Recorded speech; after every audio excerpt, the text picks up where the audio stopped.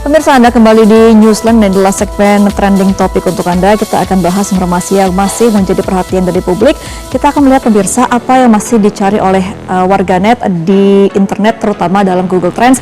Ini tercatat masih banyak sekali para publik yang mencari tahu sebenarnya apa itu superflu H3N2. Dan inilah bahasannya dalam segmen trending topik selengkapnya untuk Anda.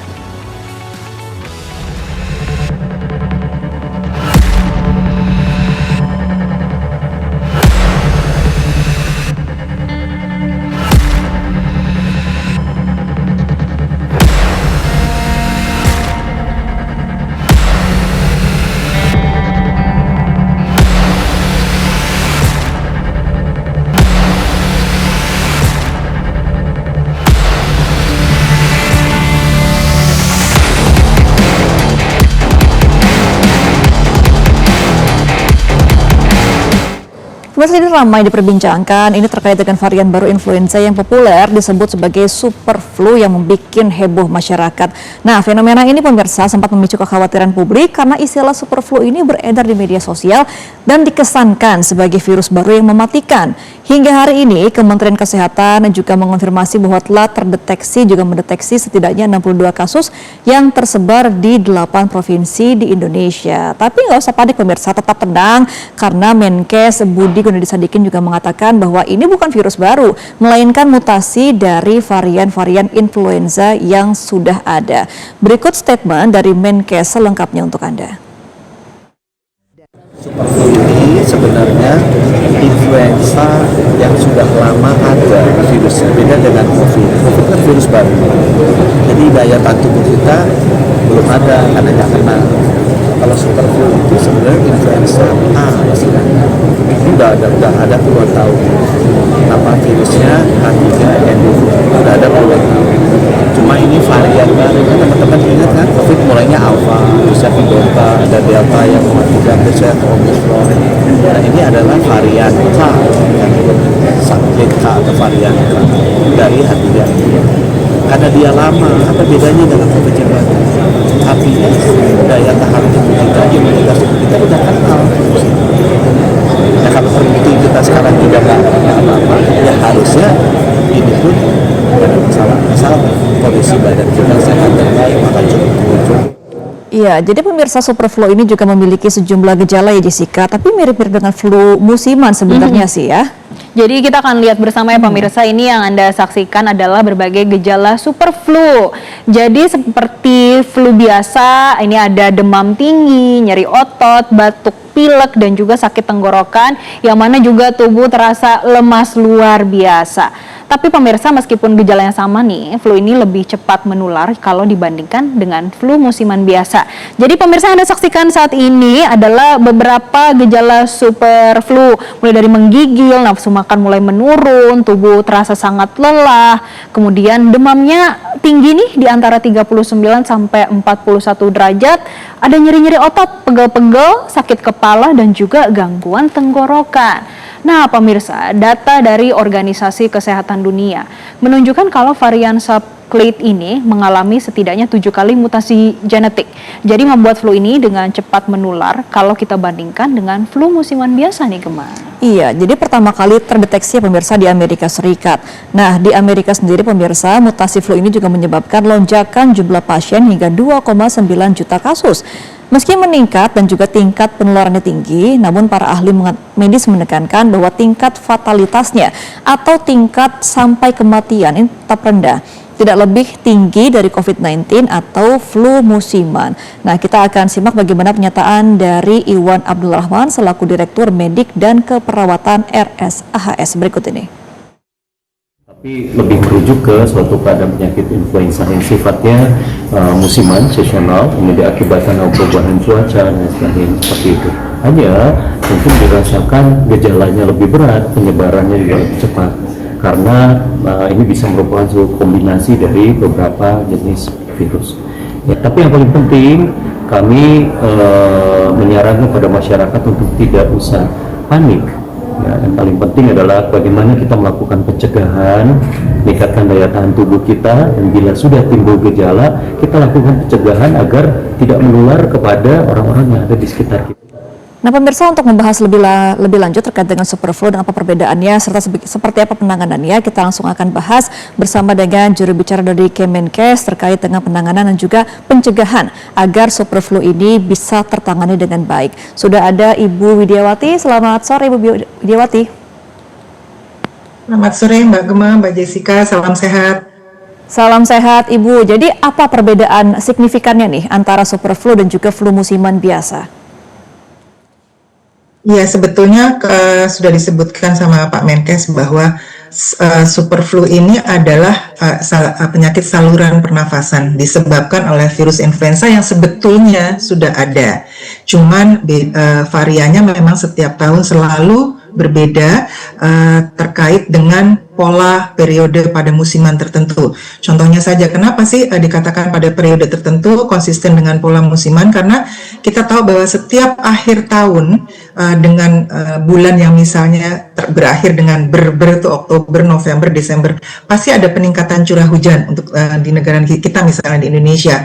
Kalau di negara lain musim dingin. Nah, dengan sendirinya adanya curah hujan atau musim dingin ini akan mengakibatkan bagi orang-orang yang misalnya rentan atau orang-orang yang tidak menjaga pencegahan, maka akan terkena virus influenza. Perbedaannya sebenarnya tidak ada, sama dengan yang dikatakan Pak Menkes adalah itu virus yang timbul kembali dengan varian yang berbeda. Hanya yang perlu diingat bahwa superflu ini tingkat keparahannya tidak parah, tidak menyebabkan keparahan, tidak menimbulkan kematian dan bisa sembuh gitu. Iya Ibu, tapi kalau kita melihat dari kelompok yang paling beresiko, kira-kira anak-anak kah, lansia kah, atau mungkin orang yang sudah memiliki penyakit bawaan, Bu?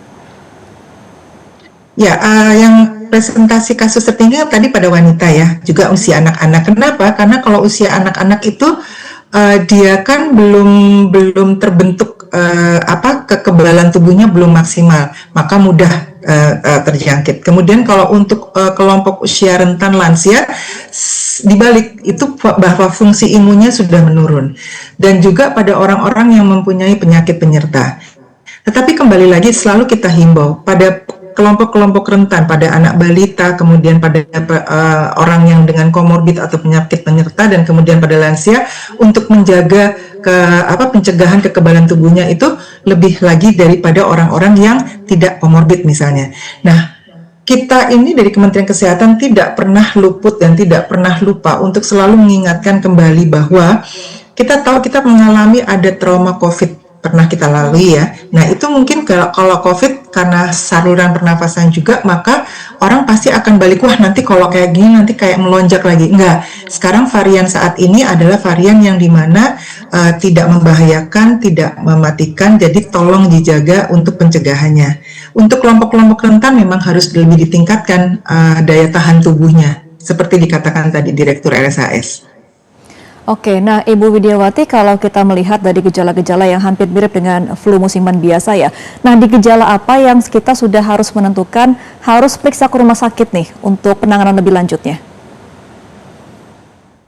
Kalau sebetulnya kalau untuk melihat sampai dia terdeteksi dengan subclade K ini, memang runtunannya panjang banget Mbak, dan itu membutuhkan waktu. Nah, sekarang gini, kan kalau misalnya orang influenza, kita selalu bilang, kalau misalnya badannya nggak enak, coba tolong istirahat di rumah, minum vitamin, makan yang benar, kemudian benar-benar totally istirahat. Tapi kalau misalnya pada beberapa hari setelah di rumah itu tidak nyaman, cepat hubungi dokter.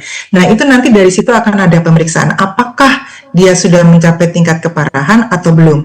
Tetapi untuk dia menemukan satu bahwa itu subclade K, harus melalui beberapa pemeriksaan, beberapa tahap sampai ketemu di subclade K, dan itu tidak mudah gitu. Nah, jadi kita berhati-hati, begitu sudah nggak enak, boleh aja selain istirahat juga konsultasi sama dokter. Kalau misalnya dia harus dirawat atau tidak, itu tergantung dari konsultasi dengan dokternya. Termasuk ringan atau termasuk berat atau termasuk sedang. Iya, Ibu Widiawati, kita kan juga mengenal dengan vaksin influenza, dan ini setiap tahun, 1 tahun sekali biasanya kita lakukan. Seberapa besar sih efektifnya, Bu, untuk mencegah terkena superflu ini? Ya, jadi Saya boleh cerita sedikit. Jadi sebenarnya kita punya 4 jenis virus influenza. Ada tipe A, tipe B, tipe C, dan D. Nah, influenza tipe A ini yang penyebab influenza semua kelompok umur bisa dengan skala dari sedang sampai berat. Selain menginfeksi manusia juga bisa selain itu pada manusia yang dengan usia yang rendah. Nah, kalau secara alamiah virus influenza itu memiliki sifat yang mudah sekali untuk bermutasi sehingga komposisi vaksinnya juga harus terus diperbarui setiap tahun. Jadi sebetulnya dengan adanya varian baru dari virus itu maka vaksinnya juga harus mengikuti variannya, gitu ya. Jadi nah, itu dikeluarkan juga berdasarkan rekomendasi dari WHO. Jadi, menurut WHO, efektivitas dari vaksin influenza pun harus bervariasi pada setiap musim dan kelompok populasi. Tetapi saat ini misalnya, kalau misalnya mau suntik dengan vaksin influenza, nggak apa-apa juga setahun sekali. Yang penting adalah bagaimana kita menjaga pencegahan pada diri kita sendiri dan meningkatkan daya tahan tubuh. Baik, yang paling penting nggak panik, mengikuti informasi, jangan percaya hoax, dan juga pencegahan yang paling penting, begitu ya Ibu. Terima kasih Bu Widiawati selaku juru bicara Kementerian Kesehatan sudah bergabung bersama kami dalam program Newsline kali ini. Salam sehat Bu Widiawati. Lalu jangan kemana-mana karena program Newsline masih akan kembali setelah jeda headline 15, tetaplah bersama kami. Jelajahi cara baru mendapatkan informasi. Download Metro TV Extend sekarang.